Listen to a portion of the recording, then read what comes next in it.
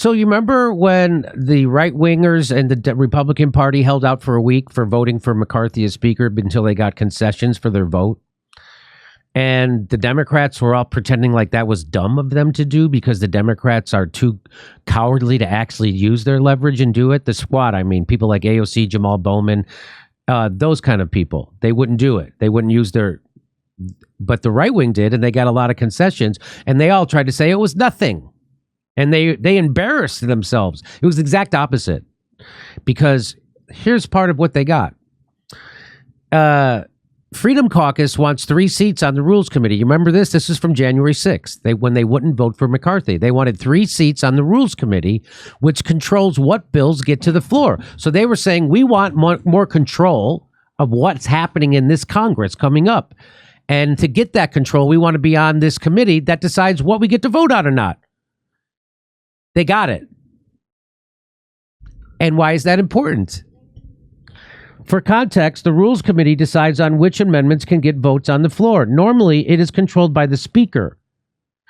The Rules Committee decides if the House will take votes on Pentagon spending, withdrawal troops from a war, or other foreign policy questions. So now they've taken that away from the Speaker, and now those people have control of it. And why is that? So there he is. Thomas Massie got on that Rules Committee. Wow. The one guy that I kind of like? The one guy who kind of tells the truth in Congress. And why is that important? Because this is who Thomas Massie is. He said that there's certain rules he can live with and certain rules he can't live with. He gave them examples of rules that the House has adopted in recent years that he could never vote for, including using a rules resolution governing the Farm Bill to deprivilege a war powers resolution, and a rule that tied together 2 bills on firearms background checks. Massie has gotten guarantees from Colin McCarthy that maneuvers like that won't be pursued this Congress. So he's saying, hey, don't muck up a war power resolution with a farm bill. Well, guess what happened? Breaking. Major win for war powers champions on the left and right. Thomas Massie got guarantees from the rules reps and Speaker McCarthy that they won't use rules to block privileged war power votes, as Speaker Ryan did with the Yemen war powers resolution. So that's a big deal that they got them to agree to. So they got them to agree. Now they can have a vote on foreign policy and war powers, which they couldn't have before. Yeah, I had no idea that they couldn't have a vote on I didn't either. So here's what Glenn Greenwald says about it. He says, this is basically left-wing foreign policy group celebrating the serious victories just won by Representative Thomas Massie to limit the president's power to use military force without congressional approval. This was possible only due to the concessions won by the McCarthy holdouts. So this is, to these people I just showed you, this is a left-wing group.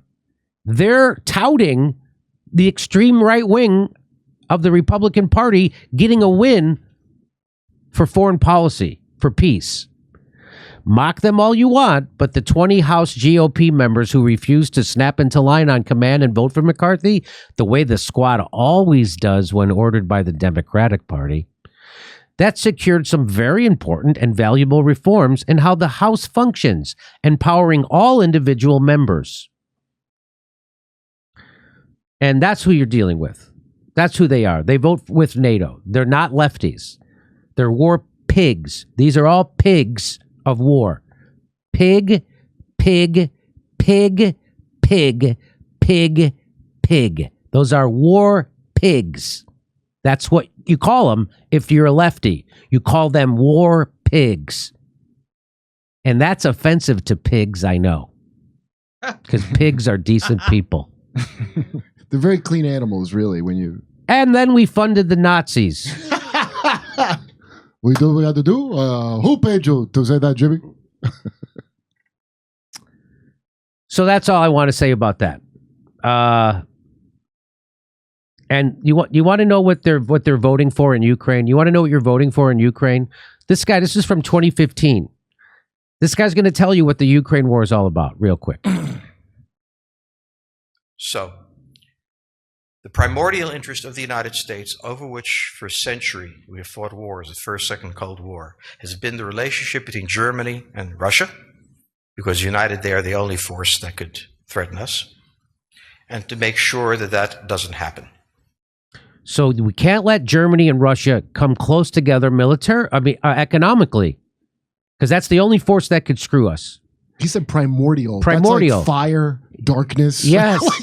That's such a deep fear that... Yeah, there's nothing that supersedes this. Yeah.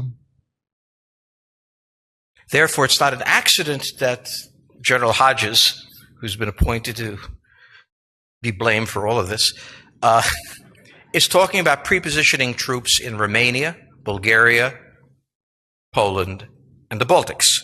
This is the intermarium, from the Black Sea to the Baltic, that Pilsudski dreamt of. This is the solution for the United States. The issue to which we don't have the answer is, what will Germany do?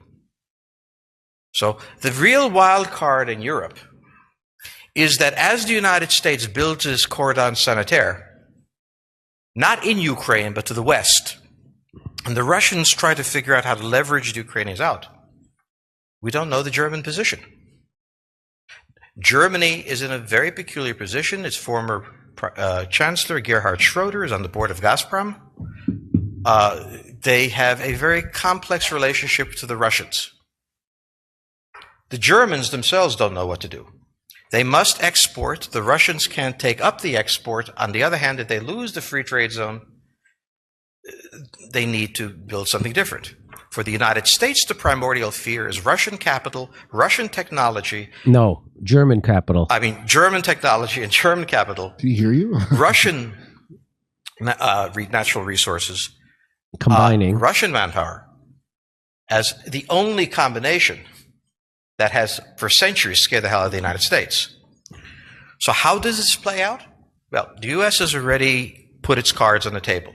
How does this play out? Well, we get Ukraine to turn against Russia. We do a coup in 2015, overthrow their democratically elected government that was favorable to Russia. And then we then send a bunch of arms. We get a bullshit peace agreement so Russia doesn't stop. And then we keep bombing the Russian speakers in the east of Ukraine.